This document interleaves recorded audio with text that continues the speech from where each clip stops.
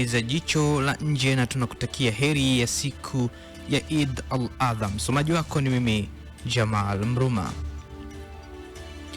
Waumini wa dini ya Kiislamu duniani leo wanaadhimisha sikukuu ya Eid al-Adha, moja sikukuu kubwa katika Uislamu inayobeba ujumbe wa imani, kujitoa na kusaidiana katika jamii. Maadhimisho hayo yameambatana na ibada mbalimbali ikiwemo sala Eid, kuchinja wanyama pamoja na kugawana na wenye uhitaji kama sehemu ya kuendeleza mshikamano na upendo miongoni mwa jamii.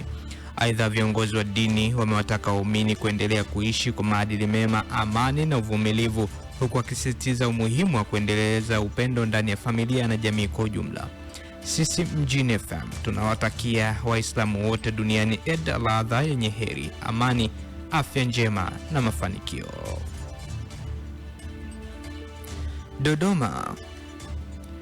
Wizara ya Mambo ya Nje na Ushirikiano wa Afrika Mashariki imeomba kuidhinishiwa jumla ya shilingi bilioni 358.36 kwa ajili ya kutekeleza majukumu yake katika mwaka wa fedha 2026-2027. Akiwasilisha makadirio ya mapato na matumizi bungeni jijini Dodoma jana, Waziri wa Mambo ya Nje na Ushirikiano wa Afrika Mashariki Balozi Mahamudu Thabit Kombo amesema wizara hiyo inatarajiwa kukusanya maduhuli ya serikali yenye thamani ya shilingi bilioni 1.511 kutoka katika vyanzo mbalimbali vinavyosimamiwa na makao makuu ya wizara pamoja na balozi za Tanzania zilizopo nje ya nchi. Ameeleza kuwa vyanzo hivyo vya mapato ni pamoja na upangishaji wa nyumba za serikali zilizopo nje ya nchi, upangishaji wa kumbi za mikutano na huduma za uthibitishaji wa nyaraka mbalimbali ikiwemo vyeti vya elimu, vyeti vya ndoa, hati za talaka na nyaraka nyingine rasmi. Dar es Salaam. Mamlaka ya maji safi na usafi wa mazingira Dar es Salaam DAWASA imeanza ufungaji wa pampu za kusukuma maji katika mtambo wa Ruvu Juu zitakazoimarisha huduma ya maji kwa wananchi. Kukamilika kwa kufungwa kwa pampu hizo zenye thamani ya shilingi bilioni 16.5 zitakwenda kuimarisha huduma kwa wakazi wa maeneo ya Mlandizi, Kibaha, Kimara, Tabata, Kinyerezi hadi Kisarawe. Akizungumzia shughuli hiyo jana, meneja wa mtambo wa kuzalisha maji Ruvu Juu Mhandisi Juma Kasekwa amesema pampu 3 mpya zitafungwa mtamboni hapo. Unaendelea kusikiza Jicho la Nje kutoka hapa Big City Breakfast, na hivi sasa ni habari za kimataifa. Israel imefanya mashambulizi mawili ya anga katika jiji la Gaza usiku wa Jumanne na kuwa karibu watu 3 na kujeruhi 12, hii ikiwa ni kulingana na maafisa wa hospitali ya Shifa kulipopokelewa miili hiyo. Shambulio hilo limefanywa usiku kwa mkia siku ya Eid al-Adha ambayo ni sikukuu kubwa kwa Waislamu.